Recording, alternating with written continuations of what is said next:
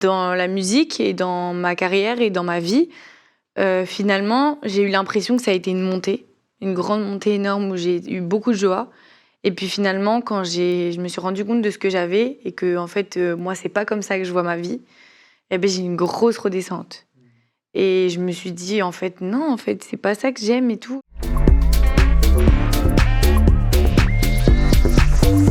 Eva, bonjour. Bonjour. Merci d'être là, tu vas bien? Avec plaisir, ça va super. Hein. C'est un vrai plaisir de Ouais. pouvoir te recevoir, Moi aussi, je suis recevoir contente. aujourd'hui. Je voyais dans le chat qu'il y avait une vraie attente ces dernières minutes pour que tu puisses venir. Ça fait plaisir de te recevoir dans cette émission Mashup pour te présenter, parce que je pense que beaucoup de gens te connaissent, mais peut-être pour ceux qui ne te connaissent pas, tu es né le 12 mars 2001 à Nice, tu as donc 20 ans, bientôt du coup 21, Ouais. et tu as déjà sorti 3 albums à cet âge-là. Il y a eu Queen, ton premier album, qui s'est écoulé à plus de 200 000 exemplaires. Il a été certifié double disque de platine. Félicitations. Bon, c'était Merci. il y a quelques temps déjà, mais félicitations Merci beaucoup. pour ça déjà. Tu as eu ton deuxième album, Feed, qui est disque d'or. Et donc là, dans la réédition de cet album, ton titre, notamment Cœur Noir, a connu un très très gros succès. Je pense que beaucoup t'ont peut-être connu, ou en tout cas ont entendu ce son ces dernières années. C'est notamment, ces derniers mois, c'est notamment sur YouTube, plus de 40 millions de vues. Sur Spotify, je checkais tout à l'heure, plus de 40 millions de streams dans ces eaux-là. Donc c'est assez massif, hein, Oui.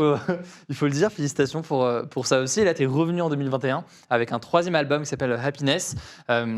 Et au-delà de ta musique, tu es aussi, alors, je ne sais pas si le terme est le bon, moi je n'aime pas trop l'employer, mais le terme influenceuse, parce que de fait, tu es très présente sur les réseaux sociaux. Et je pense qu'on pourra en parler, parce que c'est forcément, Bien sûr, ouais. ça pose plein de questions importantes. Et je pense que partage pas mal de youtubeurs, instagrammeurs ou d'autres influenceurs sur les problématiques que ça pose. Le principe de ce format d'interview, moi j'ai eu l'occasion de te le dire, mais je le dis aussi pour ceux qui le découvrent, on va revenir sur les points de bascule de ta jeune carrière, c'est-à-dire les moments qui ont fait que tu es là où tu es aujourd'hui. Et c'est à chaque fois l'occasion de pouvoir aborder des vraies questions sur le rapport au succès, sur le rapport à la musique et à cette industrie qui est forcément assez particulière. Donc, je te propose de commencer directement, si tu veux, Ouais. avec un premier point de bascule majeur. C'était une sorte de coup de chance, ou de chose assez particulière qui t'a fait, toi, rentrer dans le domaine de la musique professionnelle, disons. Une rencontre qui s'est faite notamment, en l'occurrence, à une plage, une rencontre avec Ludovic, qui deviendra par la suite ton coproducteur. Voilà. Est-ce que tu veux nous dire un peu comment cette rencontre s'est faite au départ, ce fruit du hasard sur une plage? En fait, ça a été très particulier et aussi un peu d'incompréhension pour moi parce que en fait j'étais une genre de micro-influenceuse quand j'étais jeune, du coup quand j'avais genre 16 ans. C'est quoi, genre 20-30 000 abonnés ou Ouais, c'est... voilà, exactement. Même peut-être un petit peu moins. Ok. Et en fait, j'habitais à Cannes et à Cannes, il y a des plages qui travaillent et qui font venir du coup des micro-influenceuses et puis genre fais ta journée, nous on t'offre la journée, tu nous partages dans ta story. Et du coup, moi je faisais ça. Et ce fameux Ludo s'est rendu compte que ça marchait bien, que ça rapportait du monde. Il avait l'impression qu'il y avait quelque chose à faire avec moi qui était différent d'avec les autres filles qui venaient à chaque fois, puisque quand je venais, ça rapportait quelque chose. Moi, je m'en rendais absolument pas compte et je m'en foutais. Moi, j'étais juste contente de passer une bonne journée à la plage, quoi. Et il travaillait aussi à côté de ça avec un label à Nice. Et un jour, donc il a mon numéro puisqu'on travaille ensemble, entre guillemets, et un jour il m'appelle, il me dit « Écoute Eva, est-ce que t'es chaud de faire de la musique ?» Et moi je lui dis « Bah ouais, mais comment tu sais que je chante ?» Ouais. Parce que moi je chante et je fais du piano depuis que j'ai 5 ans, donc je suis dans la musique vraiment. Et il me dit « Bah je sais pas, mais vas-y, on va organiser un rendez-vous et tout. » Donc, il ne savait pas à ce moment-là que tu chantais forcément ou que tu avais cette passion à Pas ce du point pour la musique. Pas du tout. Lui, en fait, dans sa tête, il avait déjà le produit, entre guillemets, marketing qui était possible de faire. Il avait tout le développement. Il savait comment faire pour que ça marche. C'est comme ça qu'il m'a parlé la première fois qu'on a fait un rendez-vous. Et toi, comment tu réagis quand il te dit est-ce que ça te dirait de faire de la musique alors que de fait, il n'y a pas de raison qu'il te propose forcément ça? Comment est-ce que tu le... Ben, moi, j'étais très étonnée, mais en même temps, super contente. En fait, j'étais comme une enfant, comme si on me dit tu vas à Disney, quoi. Enfin, ils me disent en gros, ouais, on va faire un rendez-vous, on va essayer d'aller en studio. Donc moi, c'était mon rêve de pouvoir entendre ma voix dans un casque. C'était incroyable pour moi. J'en ai parlé avec mes parents, mais mes parents qui sont toujours à me tirer vers le haut pour moi. C'est-à-dire qu'ils vont toujours me dire, en fait, t'emballes pas. On va voir, on va faire les contrats, trucs. C'est pas ça la vie, c'est pas des trucs comme ça. Tu penses que tu vas être connu et tout, on s'en fout. On va voir si ça t'intéresse vraiment, si truc petit à petit, etc. Ma mère, elle y croyait beaucoup moins que mon père. j'aurais dit c'était des conneries et tout, parce que ma mère, elle connaît un peu aussi le milieu de la Parce qu'elle- musique. elle a fait de la musique aussi, donc Exactement. de fait, ouais. Et elle sait qu'il y a beaucoup de gens qui racontent un peu n'importe quoi, qui vont te dire, Vendre ouais, du rêve, voilà, qui vendent tu du vas rêve. être comme telle personne. Voilà, tel exactement. Je truc. connais Beyoncé et Shakira. Il y en a beaucoup qui sont dans ce délire-là. Et donc, ma mère m'a dit, ouais, calme-toi, t'inquiète. Enfin, et elle me montrait pas, en tout cas, qu'elle était très intéressée par l'idée ou quoi que ce soit. Mon père a quand même fait l'effort de venir à ce fameux rendez-vous et tout, mais lui non plus, pas forcément très emballé. On fait le rendez-vous et puis finalement, quand on part du rendez-vous, avec tout ce qu'ils avaient exposé à mon père, ce qu'ils avaient montré, leurs idées, et puis aussi leur relation qu'ils avaient avec Universal, etc., mon père, en partant, je lui ai dit, alors, t'en penses quoi? Il m'a dit, j'ai peur. Et je lui ai dit, t'as peur de quoi? Il m'a dit, que ça marche. Et du coup, quand mon père il m'a dit ça, ben, moi j'étais contente. En fait, j'ai dit, toi t'as peur, moi je suis trop contente. Pourquoi est-ce qu'il avait peur, selon toi, à ce moment-là? Je pense qu'il avait peur parce que c'est quand même de savoir que ta fille, demain, elle peut devenir super connue. Et puis, il me connaît, mais sauf que j'ai 16 ans à ce moment-là. Et il sait comment il m'a élevée, etc. Mais il veut continuer à m'élever dans cette direction-là et de jamais prendre une tête comme ça. Enfin, ça fait peur, on sait jamais. Des fois, les gens deviennent connus, ils prennent de la drogue, de l'alcool. Enfin, ça peut toujours dégénérer. Et ça peut changer une personne, ça peut rendre malheureux aussi. Il sait que le succès, c'est pas forcément que du bonheur. Mon père, enfin, à son âge, il le sait déjà. Il sait, ma mère a travaillé aussi dans ce milieu-là, elle connaît, donc elle sait aussi ce qu'il y a dans ce milieu-là. Donc ils étaient quand même forcément un peu inquiets de se dire est-ce qu'elle a les épaules pour être dans un milieu comme celui-là et est-ce qu'elle va vraiment aimer, parce que leur but ultime à eux, c'était que je sois heureuse, quoi. Et donc, au final, donc, ça se fait, c'est-à-dire que tu commences à travailler avec ce Ludovic dont tu parles, vous commencez rapidement à travailler sur la musique, et ce qui est assez ouf, c'est que très rapidement, les sons fonctionnent. Un des premiers, le tout premier fonctionne, et je crois qu'il y a disque d'or très, très rapidement aussi. Forcément, comment est-ce que toi, tu vis ce succès en l'espace de très, très peu de temps au final? Comment est-ce que tu vis ce succès-là? Bah, en fait, je m'en suis absolument pas rendu compte sur le coup. Quand j'ai fait mon premier single qui était Mood, qui a super bien marché, je m'en suis pas forcément rendu compte. Moi, j'étais là contente. C'est 1 million de vues en 48 heures, il me semble, dans Ouais, ces même eaux-là. pas Ouais. 48 heures, ouais, c'était ça. Et puis en plus, le premier jour, ça avait pris 1 million, mais le deuxième jour, ça avait pris 2 millions. Enfin, ça avait vraiment augmenté au fur et à mesure. Ça avait fait très rapidement 10 millions de vues. Enfin, et je m'en rendais pas forcément compte. Moi, je venais de sortir d'une opération du dos, une grosse opération de la scoliose. Donc j'ai été alitée plus d'1 mois et demi. Donc je sortais pas. Ouais. Je voyais seulement l'ampleur que ça avait sur les Ok. réseaux sociaux. Ah, pendant que le son fonctionnait, t'étais toi à Alité. l'hôpital et t'étais pas. Voilà, exactement. Ok. Et donc, en fait, moi, je m'en rends pas vraiment compte. Je me rends compte que je prends des followers, que je passe de 30 000 abonnés à 150, puis de 150 à 300 000. Donc, je me dis, ouais, mais j'arrive pas à m'en rendre compte parce que c'est pas non plus quelque chose qui me fascine de me dire, ouais, je vais être connue. J'étais juste contente d'avoir fait de la musique. Et puis, il y a un jour où mes équipes m'ont appelé, m'ont dit, écoute, demain, tu vas pas aller en cours et on va monter à Paris pour faire un feat avec l'artiste.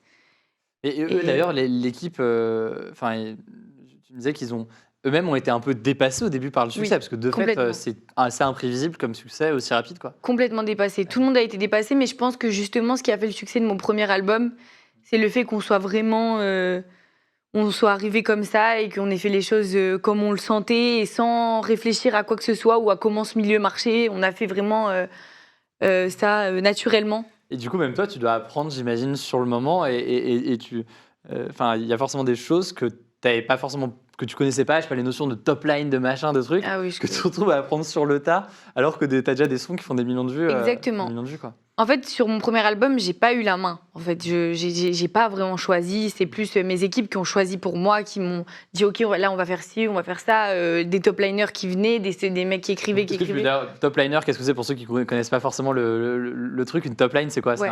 C'est Une top line, en fait, c'est un yaourt sur la prod. Donc la prod, c'est donc tout ce qui est violon, instrus, piano, le truc. voilà. Et en fait, par-dessus ça, il y a quelqu'un qui rentre dans la cabine, donc là où on enregistre, et qui fait un style de yaourt qui pourrait être du coup la mélodie du son. En gros, c'est ça. Genre ce que tu pourrais chanter ou Voilà. ce qui pourrait être dans Voilà, le son, exactement. quoi. Il en fait plusieurs, on découpe, on met ça c'est le refrain, ça c'est le pré-refrain, ça c'est le... Bref, voilà. Et après, on écrit par-dessus. Et ensuite, on pose. Et moi, comme je connaissais strictement rien, je savais même pas qu'on faisait une top line. Donc, il y a des gens qui le faisaient pour moi, etc. Des gens qui écrivaient. Je disais un peu ce que j'avais envie de dire. Mais bon, après, à 17 ans, tu connais pas ces trucs, tu vois, pour dire vraiment ce que tu as envie de dire. Donc, voilà, ça a été assez... Mais ça s'est fait tellement naturellement, en fait, finalement. Et puis après, sur mon deuxième album, j'ai voulu beaucoup plus prendre la main parce que j'avais énormément appris. Et j'ai voulu prendre les choses en main et faire moi les choses. Et justement, ce succès, donc il arrive très rapidement. On comprend bien que ni toi, ni du coup, j'imagine tes parents, ni ton équipe ne s'attendaient à ce que ça prenne aussi vite. Forcément, ça peut faire peur aussi d'avoir un tel succès, une telle visibilité aussi rapidement. Toi, comment est-ce que tu l'as vécu ce truc-là? Est-ce que tu as eu cette crainte à un moment que ça aille trop vite et de ce que ça a engendré derrière? Sur le moment, pas du tout, parce qu'en fait, j'étais dans un tourbillon qui n'arrêtait pas. Donc, j'ai avancé, j'ai fait premier single, deuxième single, troisième single, quatrième single, album. Album, tournée, truc, et ça ne s'arrêtait jamais. Et donc, j'avais pas le temps. Et puis, des showcases, j'allais tout le temps en showcase. Tous les week-ends, j'étais jamais chez moi. Et donc, j'ai pas eu le temps de vraiment regarder ce que ça devenait et de comprendre, etc. Je dirais, c'est plus en grandissant que c'est effrayant. J'ai commencé à être un peu effrayée, je dirais, à partir du Covid, quoi. Quand il y a eu le premier confinement, j'ai commencé à comprendre de l'ampleur des choses que j'étais en train de faire. Et puis de la relation avec les personnes aussi, avec mes anciens amis, avec les gens, leur façon de me regarder qui était complètement différente. Et je pense que c'est à ce moment-là que je me suis rendu compte que j'étais plus la même et qu'il fallait que j'accepte ça, en fait, tout simplement, parce qu'au début, c'était du bonheur et j'étais trop contente et j'étais dans un monde de fées, dans un conte de fées, j'étais super contente, c'était incroyable ce qui m'arrivait. Et puis ensuite, il y a le revers de la médaille, qu'on m'a toujours dit, et que dès les premiers sons que j'ai faits, on m'a dit, tu sais, Eva, la musique, c'est pas toujours facile, et puis le succès, c'est pas facile non plus. Il y a le revers de la médaille. Et moi, je dis, ouais, non, mais tranquille, je sais et tout. En fait, ça savais rien du tout. Et tu parles du regard des gens. Forcément, tu passes de Eva, une fille, on va dire, lambda, normale, à Cannes, à Eva, une artiste connue de beaucoup de gens, que beaucoup de gens envient du fait de ta position, de gens qui veulent bosser avec toi, de gens intéressés d'une façon ou d'une autre. Comment est-ce que toi, tu as vécu ce regard des gens? Ça t'a rendu méfiante vis-à-vis des gens? Ça m'a rendue méfiante, ça m'a beaucoup renfermée sur moi-même parce que je sais plus qui est là pourquoi, en fait, tout simplement. Et, euh, et en fait, le problème aussi, c'est que j'ai toujours peur de ce que les autres vont pouvoir penser de moi, parce que comme je suis connue et comme j'ai des choses que pas beaucoup de gens ont à mon âge, et ben, du coup, j'essaye toujours de rester naturelle. J'ai pas envie qu'on me voit différente de ce que j'ai été, donc j'essaye de. Mais finalement, c'est relou à chaque fois de devoir prouver aux gens qu'on est quelqu'un comme eux. Donc, des fois aussi, j'en ai marre et donc j'ai envie de rester seule. Et donc, ça m'arrive souvent parce que j'ai plus envie de me justifier, en fait. Je sais qui je suis, je sais que je suis quelqu'un de simple, je sais que moi, ma vie, elle peut être tout à fait simple et c'est limite si je la préfère pas simplement. Donc du coup, j'apprends et j'ai appris au fur et à mesure. Au début, je faisais pas attention, puis j'ai commencé à faire attention, puis j'ai commencé à m'éloigner des gens. Et aujourd'hui, j'en suis au stade où je sais pas trop encore comment faire et j'apprends encore. Et puis, je suis très jeune, donc Ce qui est particulier en plus, je pense que quand dans n'importe quelle carrière où de fait tu es visible, c'est que, et moi je vois en tant que youtubeur et j'en parle avec d'autres potes qui sont youtubeurs ou autres, c'est que ton succès, en fait, toi tu veux que ton projet grandisse parce que de fait, si c'est ta passion, tu veux que ça grandisse, bien sûr. mais plus ça grandit, plus ça s'accompagne d'une visibilité importante et cette visibilité-là, elle vient aussi avec parfois des problèmes. Dans mon cas, c'est pas le cas parce que c'est pas à ce niveau-là, mais moi j'ai plein de potes dont de fait, ces problèmes-là, en termes de vie privée, en termes de tout ça, Ouais, exactement. ça vient occasionner des choses que tu ne veux pas, quoi. Exactement. Et surtout que moi, quand j'ai commencé, j'avais 17 ans. Donc, j'ai pas calculé, en fait, ce que j'étais en train de divulguer. Ce que je faisais, c'était forcément bien. Moi, je faisais un truc que j'avais envie de faire. Ça veut dire que moi, pour moi, m'asseoir sur une Rolls-Royce et chanter dessus, c'était trop stylé. J'étais trop contente à 17 ans de pouvoir mettre une grosse montre et de faire comme ça dans ma chanson. J'étais trop contente. Mais je réfléchissais pas forcément à ce que les gens allaient penser, s'ils allaient être contents ou pas contents. Moi, j'étais contente de ce que j'étais en train de faire. Je m'en foutais. Je me disais, qu'est-ce que je m'en. Enfin, Ouais. tu vois ce que je veux dire? Et puis finalement, ça m'a quand même donné une image, entre guillemets, de quelqu'un que je ne suis pas du tout. Donc voilà, après, au fur et à mesure, maintenant, j'ai fait des interviews, j'ai grandi, donc je montre aussi qui je suis, j'ai pu m'ouvrir, j'ai pu montrer. Mais oui, c'est vrai que en fait, le fait d'être aussi naturel m'a peut-être porté préjudice de kiffer, en fait. Comme j'avais envie de kiffer parce que j'étais jeune. Et voilà, mais aujourd'hui, ouais, c'est un peu le but de montrer que j'ai changé, quoi. Et justement, sur le fait d'être soi-même dans le domaine artistique, il y a des choix où tu disais au début, forcément, on t'imposait un certain nombre de choses. Aujourd'hui, tu veux prendre beaucoup plus de place et toi, faire ce que tu veux faire réellement. Ça va être dur aussi de ne pas céder à l'envie, que ce soit en termes de visibilité, en termes de buzz à tenir et à maintenir en termes de rythme. C'est aussi forcément un vrai défi, je pense, quand tu es artiste, on peut imaginer. Ah bah oui, faut pas faut faire attention à tout et puis il faut pas c'est ça, avant je faisais pas attention, je m'en foutais, je vivais au jour le jour et puis je voyais bien ce que ça donnerait et aujourd'hui, j'essaie de faire plus attention et aussi de savoir que ce que je partage sur les réseaux sociaux, peut impacter des gens et peut influencer des gens, dans une idée ou dans un mood ou dans quoi que ce soit donc maintenant je me sens beaucoup plus responsable qu'avant. Et justement, parmi les points de bascule qui me semblent intéressants à avoir, il y a notamment ton dernier album qui est sorti, donc Happiness, qui est sorti en 2021. C'est justement un album qui est différent des deux premiers, où tu as voulu tenter des choses, tu te dis, bah non, mais je vais aller sur autre chose. C'est forcément aussi une prise de risque d'aller. Là, on est sur un album qui, en l'occurrence, tu disais plus urbain, on va dire, peut-être que sur les deux premiers. Cette prise de risque, c'est qu'elle soit un choix de se dire, vas-y, cet album-là, je vais faire ça et j'ai envie de le faire, même si jamais ce sera peut-être pas la même Eva que celle qu'on a vue lors des premiers albums. Ouais. C'est jamais évident comme décision. Non, mais sauf que ce que j'ai compris, en tout cas, avec mon premier album, c'est que il fallait que je sois moi-même et que je fasse ce que j'aime. Donc, si jamais je fais pas 20 000 ventes la première semaine, mais je fais 10 000 ventes la première semaine, si je suis heureuse d'avoir sorti mon projet, que je suis fière de mon projet, je préfère largement que de sortir un projet qui fait beaucoup de ventes, mais dont je suis pas fière et dont je suis pas heureuse. Donc, j'ai préféré juste faire des sons que j'avais envie et que j'aimais. J'ai fait beaucoup de sons pour mon dernier album. Et puis finalement, ce qui est ressorti et ce que moi j'aimais, c'était ceux-là. Donc j'ai dit, je vais pas changer pour que ce soit plus vendeur ou pour que ce soit... J'ai juste envie d'être heureuse en fait.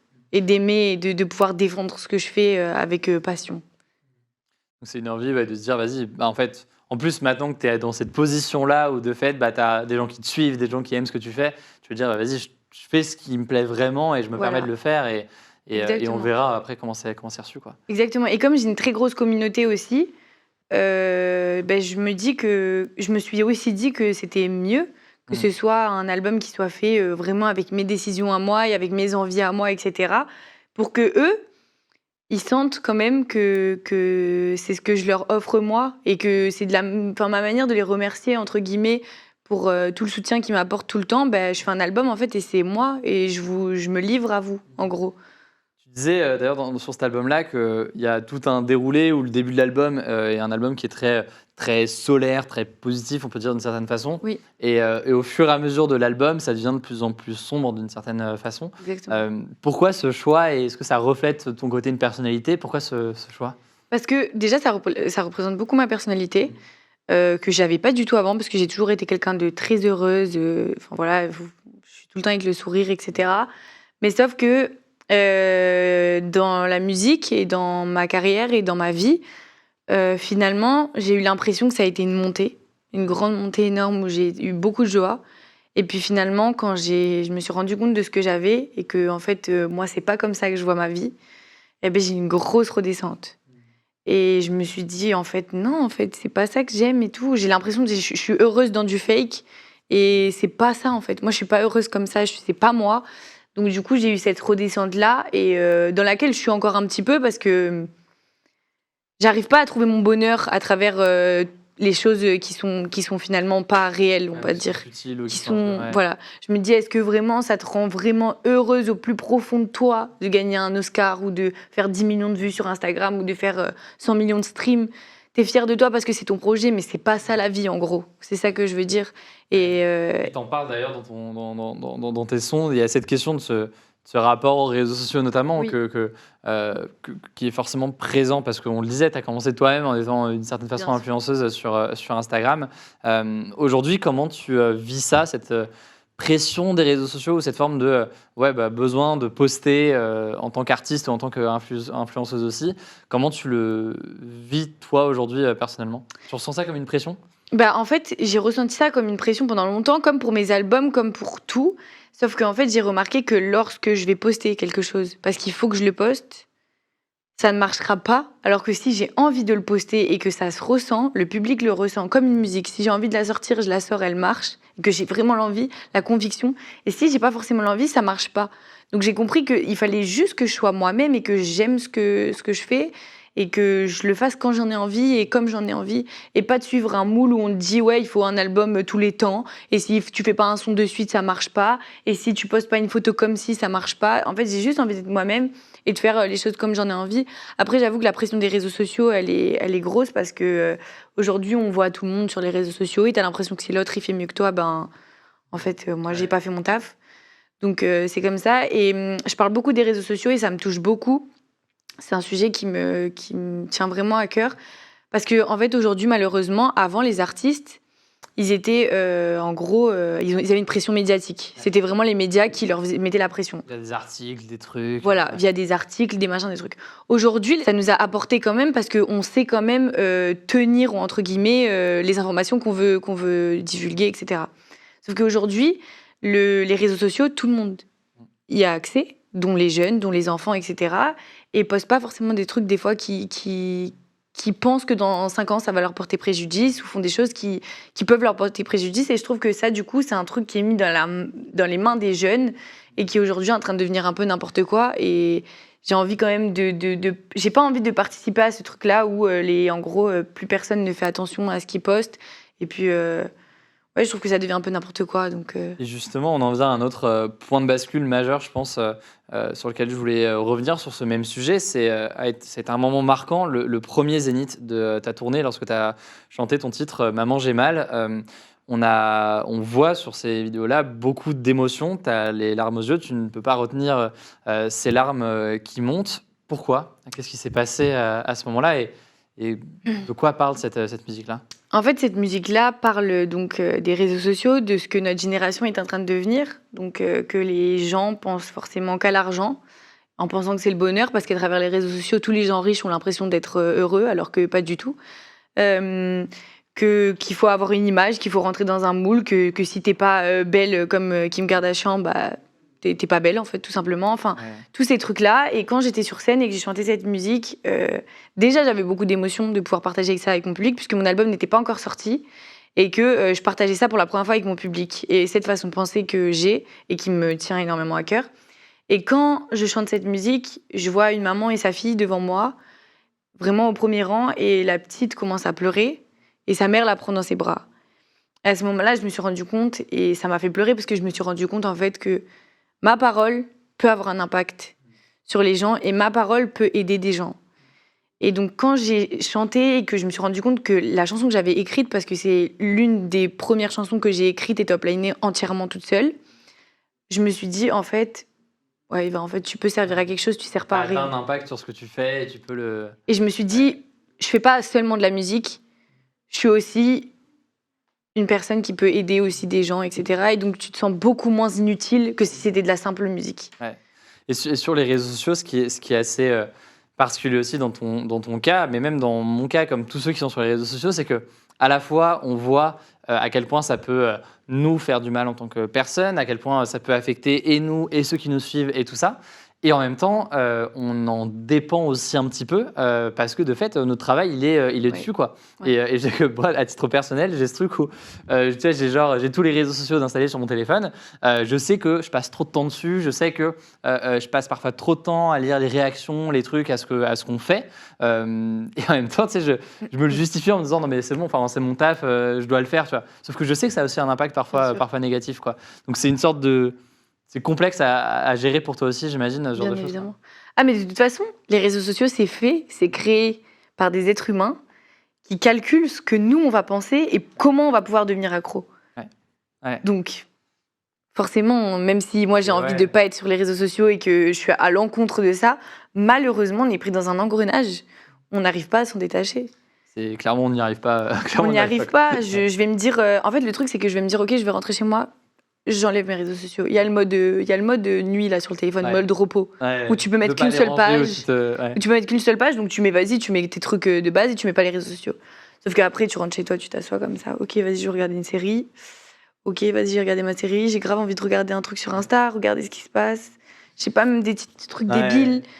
Et en fait, on est accro à ce truc-là. Et même ce nouveau truc de TikTok et même des Reels, de faire comme ça et de défiler les choses. Et en fait, on voit tellement d'images à la seconde. Et On en dépend Ouais. clairement. Mais après, tu peux en dépendre, mais savoir être sûr de tes convictions et avoir tes propres principes et tes propres valeurs et pas avoir envie de faire comme tout le monde, forcément.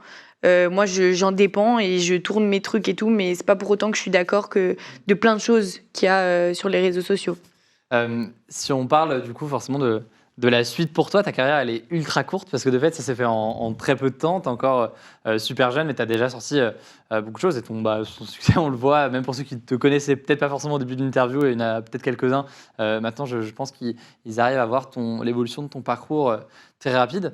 Quand tu as là, cet âge-là, quand tu as la vingtaine, que tu es déjà à ce niveau de succès, que tu as aussi ces réflexions qu'on a pu évoquer sur le rapport au succès, sur les risques que ça engendre et tout.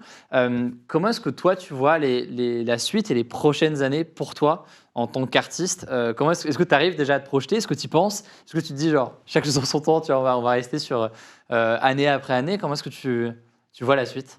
J'arrive pas forcément à voir la suite. Je sais pas exactement ce que je vais faire, où je vais aller et qu'est-ce que je vais avoir envie de faire plus tard. Mais en tout cas, ce qui est sûr, c'est que je me mets dans ma tête que si quelque chose je n'aime pas, je n'aime plus, je n'ai plus envie, ça ne me rend pas heureuse, j'arrête, je fais autre chose. Je veux pas me forcer à faire quelque chose. Après, je suis très jeune, enfin, je vais avoir 21 ans, mais c'est vrai que j'ai beaucoup, et puis depuis toute petite, en fait, j'ai toujours voulu, moi, avoir ma famille, être tranquille dans ma vie, avoir une vie assez simple. Et ce que je veux en tout cas réussir, c'est réussir à avoir Un équilibre. un bon équilibre entre les deux et pouvoir aussi penser à ma vie privée plus qu'à ma carrière. Je veux mettre ma vie privée en avant, enfin avant ma carrière et penser à mon bonheur personnel à moi. Sachant que du coup, tu vas continuer en parallèle à ça ta tournée. Là, c'est le 26 mars, il me semble, que tu reprends Ouais. la seconde partie de ta tournée des Zéniths. Bravo pour ça. Merci. C'est pas rien, les Zéniths, c'est forcément massif. On le voit, ça s'affiche à l'écran pour les prochaines dates. Et puis donc, cet album Happiness qu'on a eu l'occasion de pas mal évoquer. C'était super intéressant de pouvoir échanger avec toi, en tout cas. Merci beaucoup, Avec Eva, pour ta plaisir. présence. Merci Franchement, à vous. c'est des. Enfin, tu vois, on a beaucoup parlé notamment des réseaux sociaux forcément aujourd'hui et de l'impact que ça peut avoir. C'est partie de ces sujets qui, au final, toi, te touchent en tant qu'artiste, mais touchent aussi tous ceux qui peuvent aussi nous regarder. C'est pour ça que c'est passionnant de pouvoir en parler avec toi. Et je suis sûr que ça aura permis aussi de faire connaître sûrement ta musique à pas mal de personnes, sur Twitch notamment, qui connaissent pas forcément tout ça. Merci encore du coup, Avec Eva, plaisir. Eva pour ta présence.